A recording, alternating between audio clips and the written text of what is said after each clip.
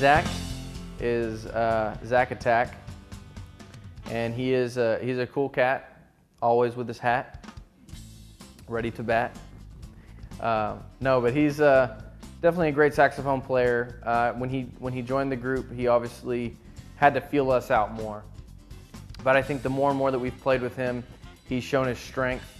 I think that he has a very diverse sound. I think that when we're playing stuff that's more jazzy or stuff that's more jamming, he's really able to adapt to either or. But I do think that he's a very great addition to the group, and I think that he very much has his own style on the sax. Nigel Zamora, one of my best friends. I think that he's an amazing player.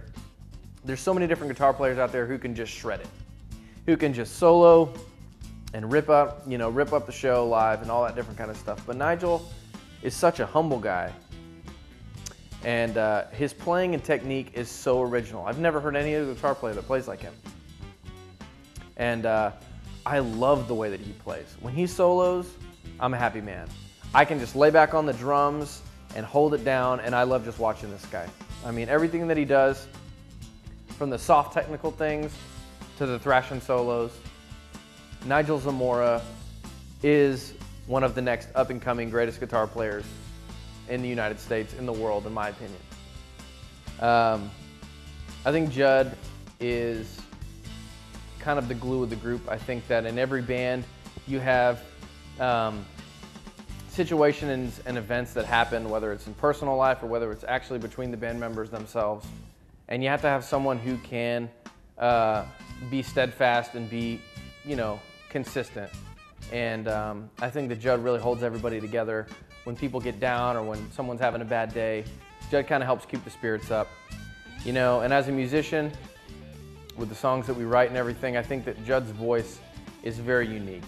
He has a very unique voice, and you don't hear a lot of people with a voice like that, and I think that that really helps us and really gives us an edge as a group, because he has a very recognizable voice, but it's also very unique. It doesn't just sound like anybody else, and I like that about our group a lot.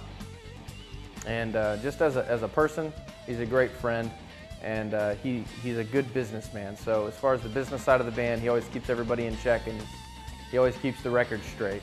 Scott Cole is an amazing guy. I've been playing music with him for a long time. He is one of the greatest bass players that I've ever played with. He's incredible. I think Scott brings a lot to this group because not only can he freestyle on the bass, not only does he have great technique, but he's a good writer. Scott's a good producer, and that really brings a lot to the table.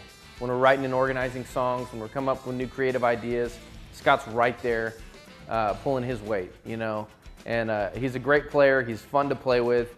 Scott and I, it's always been a thing, but me and him, we just think so much alike musically that no matter what musical situation we're in, we just gel. We finish each other's thoughts, and he's just a joy to play with.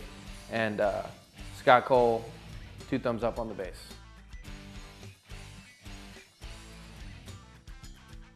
Interesting, quick story, I'll try to summarize. But we all go back. Everybody in the band, we all go back. We all have our history. Scott and I started going to church together, which was after I had already been in a band with Nigel. Nigel and I met in high school. We were in a band together in high school, freshman and sophomore year. And during that time, we met Judd, and he was in a band called Mass Fallout with his brother Micah. And that's when we met Judd, and Judd owned this little club called The Axis, and we would play there, and our bands played together at Battle of the Bands, and so that's where we got to know Judd. And then I met Scott at church, and we all just started meeting each other. And we all kind of had our own things going on. I played in rock bands. Judd had his audio thing going. Everybody had their different things going on. And it's like we all kind of grew up, went through all this different stuff, and then the Judd Johnson Band was formed, and there was an opportunity for me to come play. And at the time, I had just left another band, and Scott, at the time, had asked me, hey man, you want to just come out and jam with us? And it ended up being an amazing experience. You know, I came out, practiced with the group, we gelled right away, and it was just like after that, we all knew. You know, a few months after that, we all knew this was the group, you know, and after Zach joined, we knew that that was it.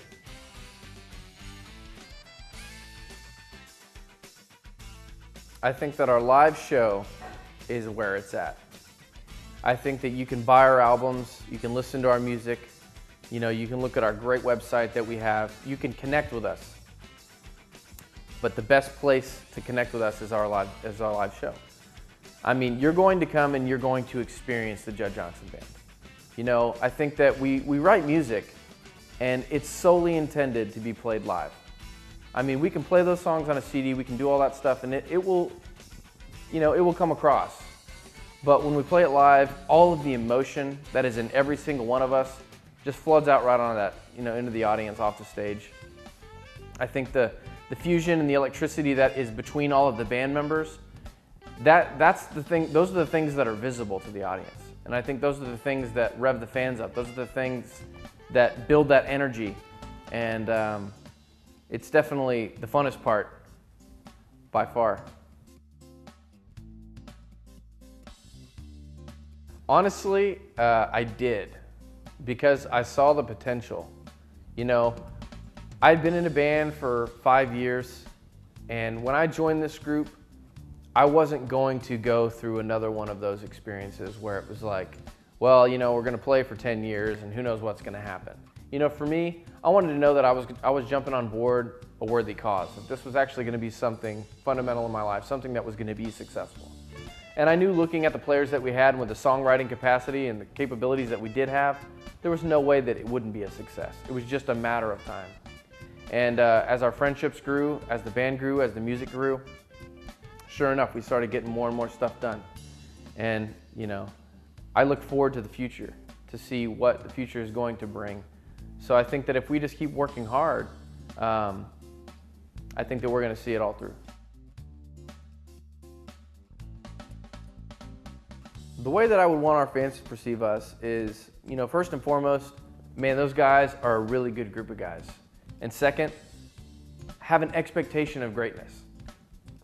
Always be waiting for the new single. Always be waiting for the next CD. Always be wanting to come to the shows and visiting the website and looking for updates. You know, that's what I would want from our fan base. You know, fans that want to be involved, fans that really enjoy the music and understand it.